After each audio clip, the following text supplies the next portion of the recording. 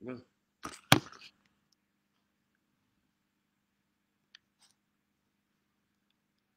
Alors, test 1, 2, 3, test. Les aléas du direct, mes chers amis. Euh, alors, test 1, 2, 3, test.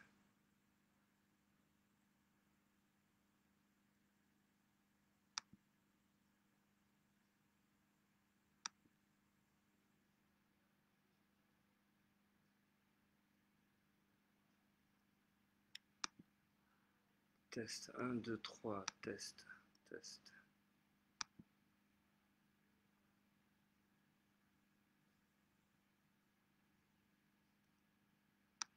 Ah ouais, une grosse coupure, Alice. En fait, je suis dans le noir complet. Donc voilà, ça vaut ce que ça vaut, hein, mais je pense que ça va revenir dans pas longtemps. Merci beaucoup.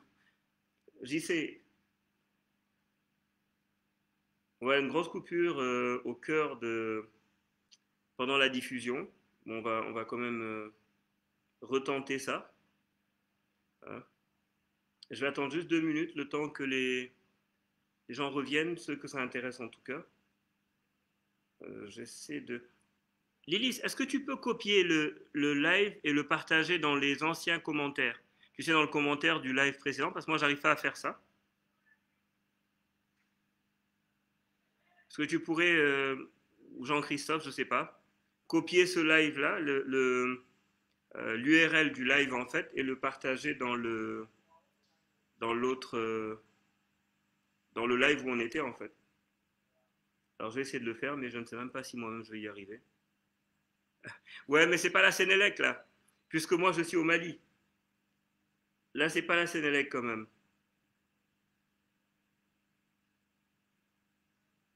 Ouais. Alors moi, je vois même pas le live en fait, hein. C'est dingue. Ok. Bon. Écoute, je vais essayer de copier ça. Ouais, c'est ça. Copier. Voilà.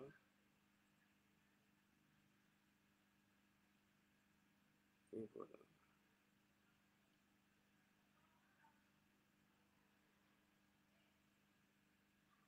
C'est ça. C'est ça. Ok.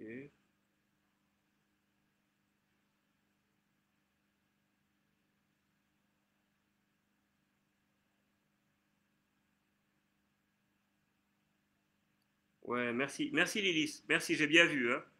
Ok, ça marche. Bon, bien, on continue. On ne se, on ne se décourage pas. Let's go. Donc, je disais en fait que, au niveau donc du mode de désignation, en fait, que les primaires ou le caucus, en fait, finalement, c'est quoi la différence?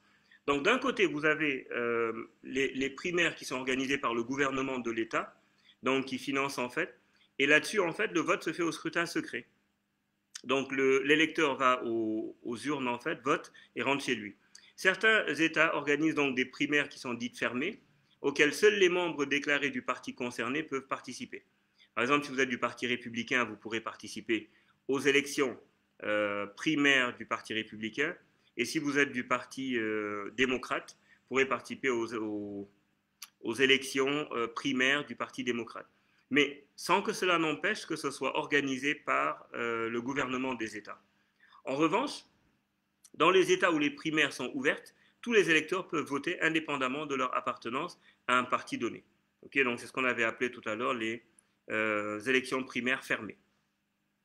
Et les caucus, par contre, quant à eux, sont organisés par les partis politiques. Donc, les membres du parti se réunissent dans les quartiers pour plaider la cause du candidat qu'ils soutiennent. Et rien ne se crée dans ce scrutin. Les caucus avantagent souvent les candidats dont les partisans sont convaincus et bien organisés, parce qu'ils se démènent pour faire élire les délégués, qui, eux, s'engagent à voter pour le candidat présidentiel auquel ils ont promis leur soutien. Et en outre, donc, les participants au caucus dressent la liste des questions qui devraient être posées à leur avis dans le programme électoral du parti pour l'État concerné comme au niveau national. Donc c'est le cas par exemple lorsque les patrons disent par exemple, et c'est ça d'ailleurs qui avait avantagé Donald Trump dans les États où il a gagné, c'était des États qui avaient connu une forte désindustrialisation. Et il leur avait promis en fait de faire revenir les emplois. D'ailleurs, pour la plupart, il a réussi, et plutôt bien réussi, en s'attaquant notamment aux grandes entreprises de l'industrie automobile et en leur exigeant que faute de rapatrier les emplois qu'ils avaient comment on va dire, externalisés ou envoyés en Chine, que faute de faire revenir ces emplois-là, ils ne bénéficieraient plus d'exonération et que mieux, ils seraient même fortement taxés quand les produits qu'ils avaient produits ailleurs se présenteraient aux frontières des États-Unis. Elles seraient plus fortement taxées que les autres produits. Donc voilà. Alors, comme on le voit, là, vous pouvez vous en rendre compte, hein, la participation à un caucus implique un niveau élevé d'engagement politique. Il faut également en avoir le temps. Et donc, les caucus ont donc tendance à attirer moins d'électeurs que les primaires. Voilà. Et une fois que ces différences-là sont faites, vous vous souvenez donc, on est dans une démarche en fait de caucus ou de primaire, mais qui vise à soutenir des délégués qui, eux, soutiennent le candidat qui est le candidat du parti, en fait, démocrate ou républicain. Et ceux qui soutiennent l'un ou l'autre des candidats vont aller faire une campagne pour obtenir des mandats pour aller à ce qu'on appelle la convention nationale. Et la convention nationale, en fait, c'est elle qui permet en fait de désigner des délégués qui, durant l'élection présidentielle, vont aller à la convention nationale, qui est le dernier acte en fait de la campagne interne au parti et qui est véritablement le coup d'envoi de la bataille pour l'élection, les conventions nationales. Et c'est au cours de ces conventions-là que les délégués investissent officiellement leurs candidats à la présidence et à la vice-présidence, ce qu'on a appelé le ticket. Vous savez, le fameux ticket présidentiel. On a un président et un vice-président, et en fait, aux États-Unis, on vote pour les deux en même temps. Okay. Donc le choix du vice-président quand même, on a parlé de comment on élisait en fait le président. Le vice-président, quant à lui, ça obéit à deux critères. Premier critère, c'est qu'il doit être représentatif d'une autre tendance dans le parti et qu'il doit être d'une autre région que le candidat à la présidence. Donc vous voyez comment, avec un système démocratique, politique, électoral, extrêmement soucieux de l'équilibre en fait. Et c'est pour ça que, en dépit du fait que c'est les Français qui ont inventé la théorie de l'équilibre des pouvoirs, c'est quand même les Américains qui l'ont le mieux pensé, le mieux organisé et le mieux mis en œuvre. Parce que vous voyez là, on a un président, mais le président, même au sein de son parti, ne peut pas être, comment on va dire, ne peut pas choisir un vice-président qui soit de la même tendance que lui. Mais pour moi, il y a deux messages. Ça veut dire donc que les tendances sont admises dans les partis, alors qu'ici, dès que vous dites je suis dans le parti, hein, et on a vu comment il s'appelle, Diakhaté, Moustapha Diakhaté, qui était dans le parti de l'APR et qui a eu une voix dissonante, et qu'est-ce qui s'est passé? Il s'est fait virer. Il s'est fait proprement jeter. Pourquoi? Parce qu'il représentait en fait une autre tendance et une voix dissonante du parti. Ailleurs, c'est même institutionnalisé. C'est-à-dire qu'on met en scène les accords et comment on va dire, on les promeut. On fait en sorte que ceux qui ne sont pas d'accord avec vous aient quand même une voix au chapitre. Voilà.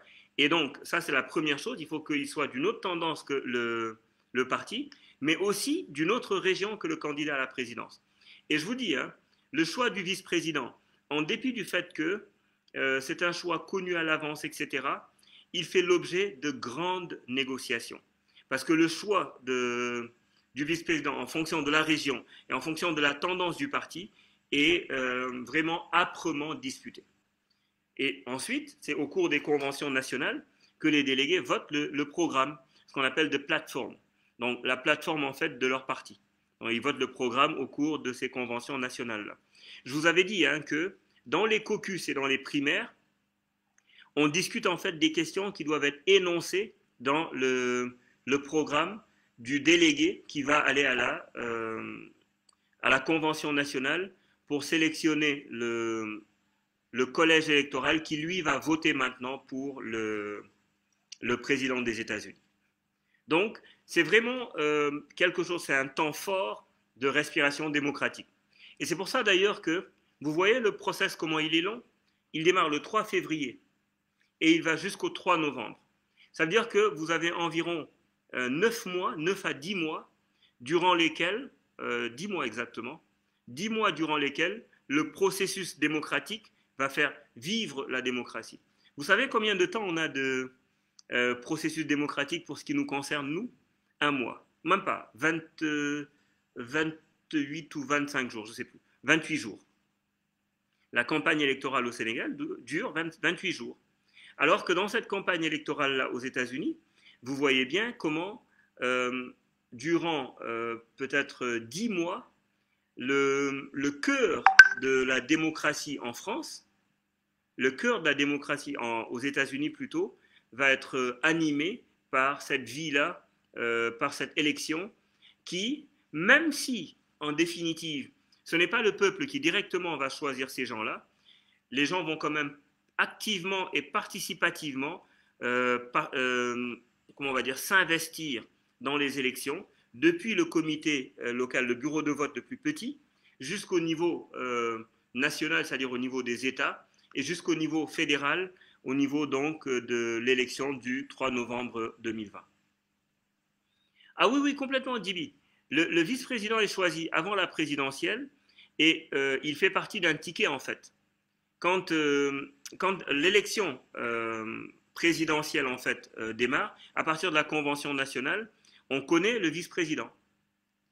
On connaît le vice-président et donc ils vont ensuite faire campagne collectivement. Hein, collectivement. Voilà. Alors, le choix d'un candidat à la présidence, en faisant partie des premiers États, et c'est ça qui est intéressant ici, c'est que finalement, au-delà même de la question de la démocratie, c'est une question importante. Hein. Ce qui me semble important, c'est le caractère citoyen et le caractère activement démocratique des élections américaines. Parce que vous savez, assez rapidement, on a vite fait de considérer les élections américaines comme une espèce de non-démocratie, comme une espèce de, comment on va dire ça, de monstre adémocratique, monstre qui ne serait pas démocratique. C'est faux. De mon point de vue, c'est probablement le meilleur des systèmes électoraux. Évidemment, il y en a énormément, il y en a beaucoup qu'on peut imaginer, mais celui-ci, quand même, particulièrement, me semblait intéressant. Parce que vous voyez, les électeurs, parce que, en faisant partie des premiers États à tenir un caucus ou une primaire, ils peuvent espérer exercer une influence plus grande sur la sélection finale du candidat à l'investiture. Et puis, ça permet aussi d'inciter les candidats à prendre position d'emblée sur les besoins et les intérêts de l'État. Parce que, bon, évidemment, si dès février, il y a un premier caucus, il faut que tous les candidats à la présidentielle disent ce qu'ils vont faire pour ces régions-là. Et qu'ils s'entretiennent avec les délégués pour que les délégués aient déjà des choses à dire. Donc vous voyez, 10 mois avant, tous les candidats à la présidentielle doivent avoir terminé leurs offres politiques à destination des électeurs. Je ne sais pas si vous vous rendez compte ce que ça peut changer dans le game, dans la pratique politique. Donc ça les oblige à s'organiser au sein de cet État, à consacrer de l'argent au personnel de campagne, aux médias, aux hôtels, et pour enfin tenter d'obtenir une victoire psychologique dès le démarrage du processus de désignation. Et en plus, et ce n'est pas tout, parce que dans certaines parties du pays, il y a des États qui s'associent pour organiser ce qu'on appelle des primaires régionales. Dire que plusieurs États s'associent et ils font des primaires et des caucus à la même date, afin de donner plus de poids à leur région. Et ces deux tendances-là obligent les candidats à avancer le lancement de leur campagne dans le but de s'imposer dans les États toujours plus nombreux où la bataille s'engage plus tôt. Et c'est pour ça que 10 mois à l'avance, vous entendez parler de l'élection aux États-Unis. Et quand on arrive le 3 novembre, la plupart des gens ont presque oublié ce qui s'est passé. D'ailleurs, c'est aussi ça le sens de ce que nous essayons de faire, c'est rendre intelligible, c'est rendre compréhensible le processus électoral qui va mener à l'élection présidentielle américaine, mais c'est aussi et surtout permettre aux gens de voir comment est-ce que finalement on devrait faire évoluer nos systèmes électoraux si on veut qu'ils aient plus de démocratie et qu'ils soient plus responsables d'un développement à la base. Alors évidemment, il y a toujours une grande dépendance vis-à-vis des médias, radio, télévision, Internet, qui est également accrue, tout comme le besoin de bénéficier du soutien des dirigeants locaux du parti pour atteindre les électeurs dans tous les États susceptibles de tenir leur primaire le même jour. Donc voilà, il y a donc, c'est vraiment un temps de respiration démocratique majeure. Donc, dernière étape après la convention nationale, c'est de la course à la Maison Blanche en fait, c'est le 3 novembre 2020. Donc, il y a le collège des grands électeurs au suffrage universel indirect qui va décider de qui va être le président des États-Unis. Donc, parce que, une autre chose, c'est que les États-Unis sont une fédération. Donc, on ne décompte pas les voix au niveau national, comme c'est le cas chez nous, au Sénégal par exemple, mais au niveau de chaque État fédéré. Chaque État a droit à autant de grands électeurs qu'il a de représentants au Congrès. Ça veut dire, le Congrès, en fait, vous savez, c'est la Chambre des représentants et le Sénat. Donc, il y a les deux chambres, en fait. La Chambre haute, c'est la Chambre des représentants, et la Chambre haute, c'est le Sénat, et la Chambre basse, c'est la Chambre des représentants. Donc, il y a 538 délégués. Mais tous les États n'ont pas le même poids dans le collège des grands électeurs. Alors, par exemple, les voix de la Californie comptent plus parce que c'est un État très peuplé. La Californie, c'est à 55 grands électeurs. Donc, elle peut voter, elle pèsera donc dans l'élection finale sur les 538 voix, elle pèsera de 55 voix sur les 538 voix. Vous avez les États comme le Texas, 38 voix. Vous avez New York, par exemple, 29 voix, la Floride, 29 voix, ou l'Illinois, 20 voix. Donc, ces 4 États-là, si vous les prenez, ils pèsent particulièrement lourd dans le résultat.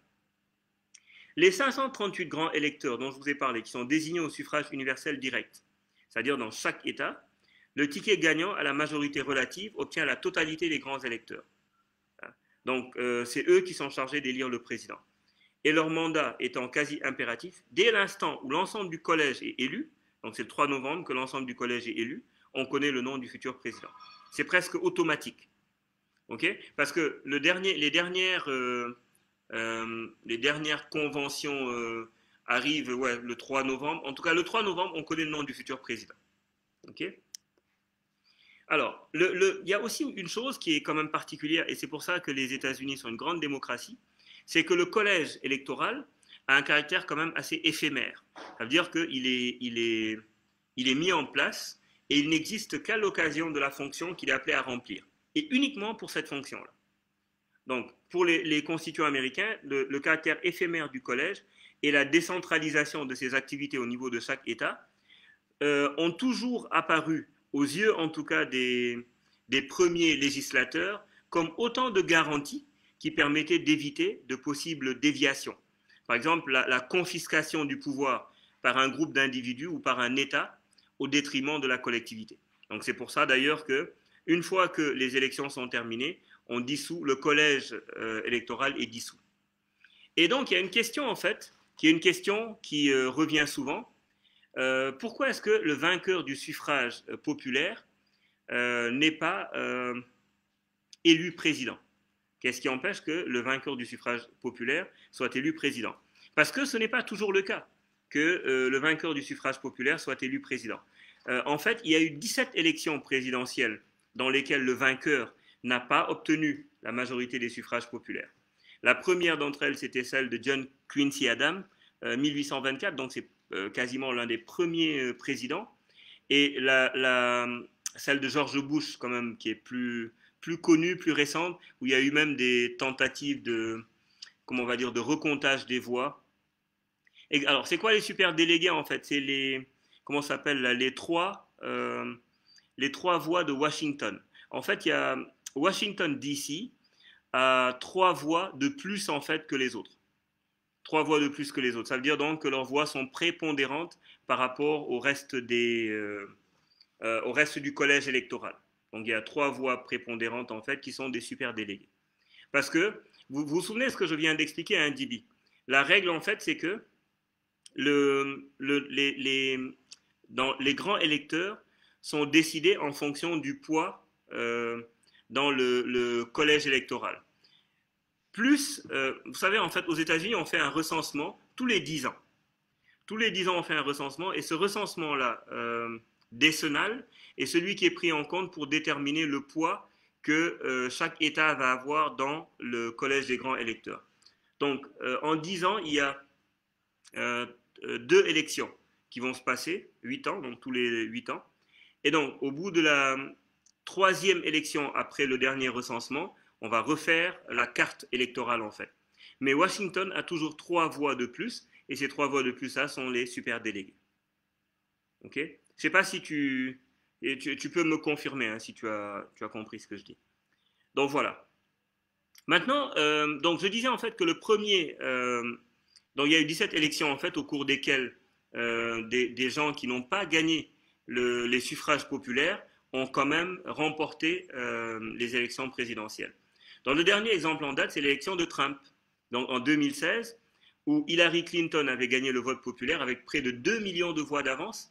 D'ailleurs, ça avait choqué tout le monde.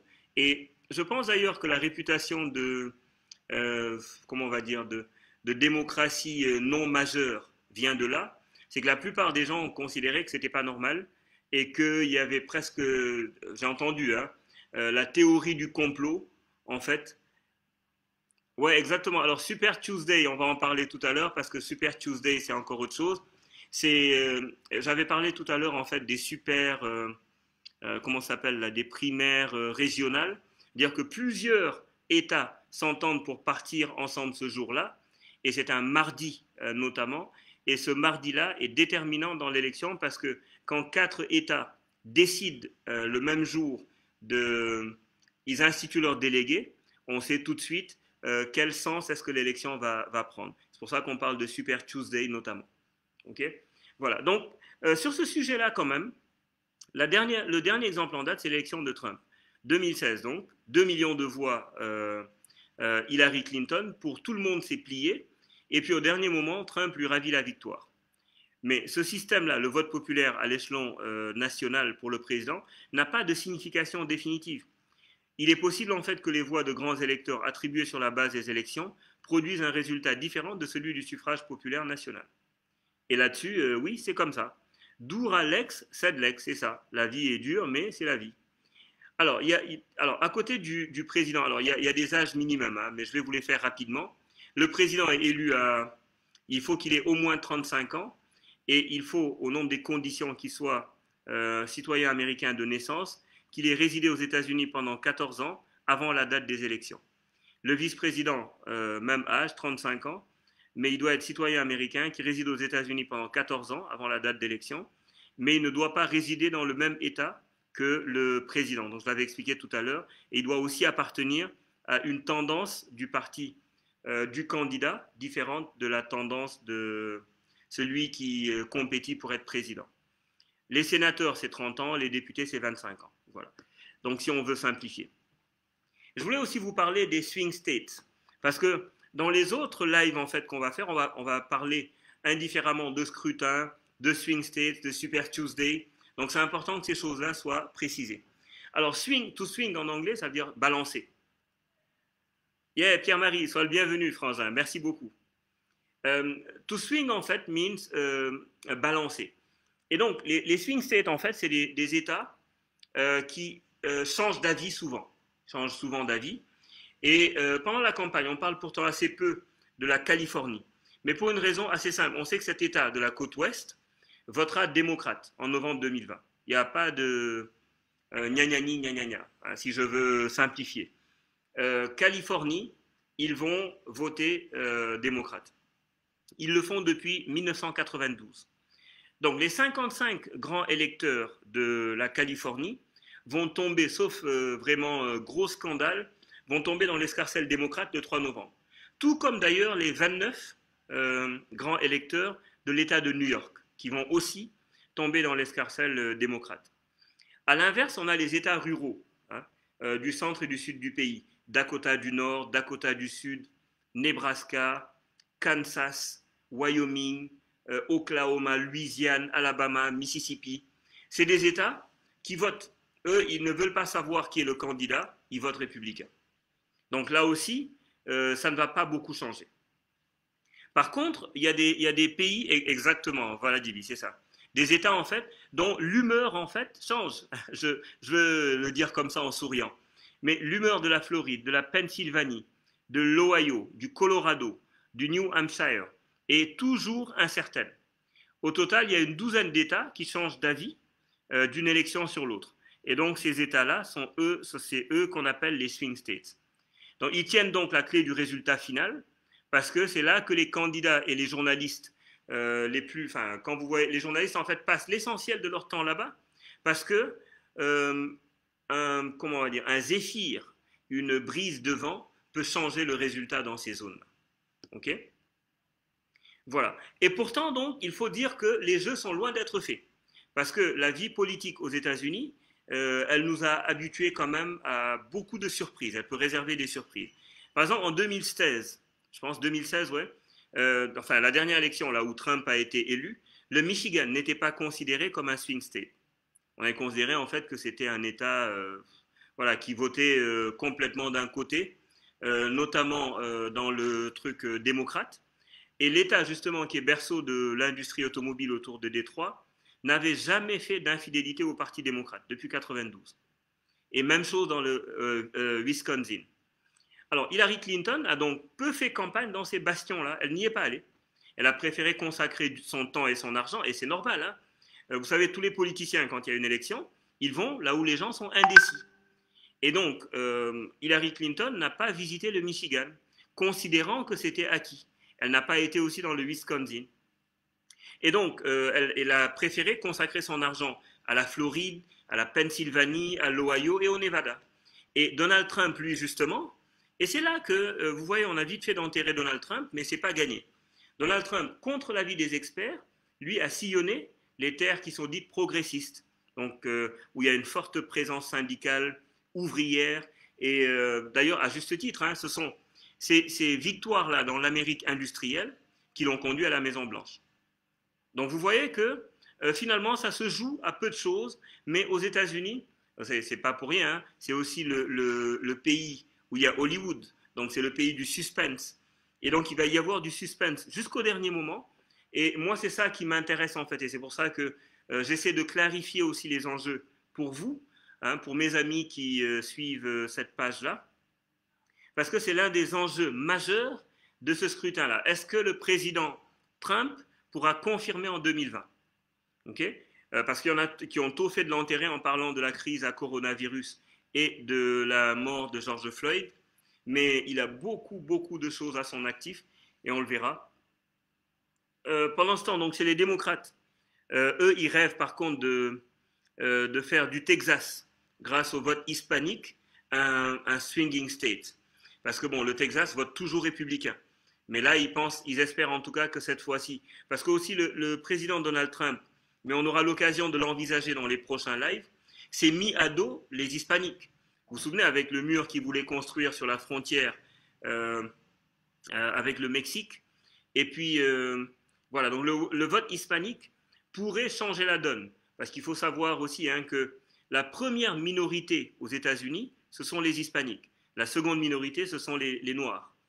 Alors, depuis 1976, Jimmy Carter et puis tous les candidats, en fait, comment ça s'appelle, démocrates, ont fait chou blanc au Texas notamment. OK? Voilà. Alors, sur le prochain live maintenant, de quoi on va parler? Exactement. Alors, merci Didier. Alors, je vais le lire parce que, en fait, tu me donnes la conclusion, en fait, de ce live. C'est pourquoi on dit aux États-Unis, remporter l'élection ne signifie pas avoir plus de voix, mais plutôt s'imposer dans les États décisifs. Et c'est exactement ça. Il faut, et c'est pour ça d'ailleurs, c'est toute une stratégie, hein, énormément de sondages à l'avance, on essaie de faire le point, mais le système, justement, et c'est pour ça qu'il est intraçable et il est presque infalsifiable, en raison, et c'est ce que je vous ai expliqué, des petits caucus là, et des petites primaires qui se déroulent depuis la base jusqu'au sommet de la pyramide. Ok? Merci en tout cas pour cette conclusion-là. Alors, dans le prochain live, je parlerai donc des deux candidats, donc quelles sont leurs caractéristiques et avantages, et puis leur position actuelle dans la course à la Maison-Blanche. Et je ferai aussi un point sur les enjeux de cette élection-là. Ok. Pour le dernier live, je me réserve en fait le dernier live parce qu'il y en a trois. Celui-ci est le premier. Le second, on parlera des deux candidats, leurs caractéristiques, leurs avantages, position actuelle dans la course à la Maison-Blanche. Et le dernier, on parlera dessus des enjeux de la présidentielle et je ferai un focus particulier sur la crise à coronavirus, sur les questions raciales aux États-Unis et sur la question de la géopolitique post-janvier 2020. Voilà. En tout cas, je vous remercie pour le temps que vous m'avez accordé et votre, comment on va dire, votre attachement inconditionnel, votre fidélité à ce rendez-vous. Et puis, je vous dis à demain pour le live avec les deux experts Akili et autour du sujet du contrat Akili et Sénélec. Voilà, je serai avec Maître Étienne John et Ibrahima Malik Tchoun. Voilà, de très grands débats, des débats d'experts en perspective. Voilà, je vous remercie et je vous souhaite de prendre bien soin de vous et de ceux que vous aimez. Bonsoir chez vous. Merci beaucoup.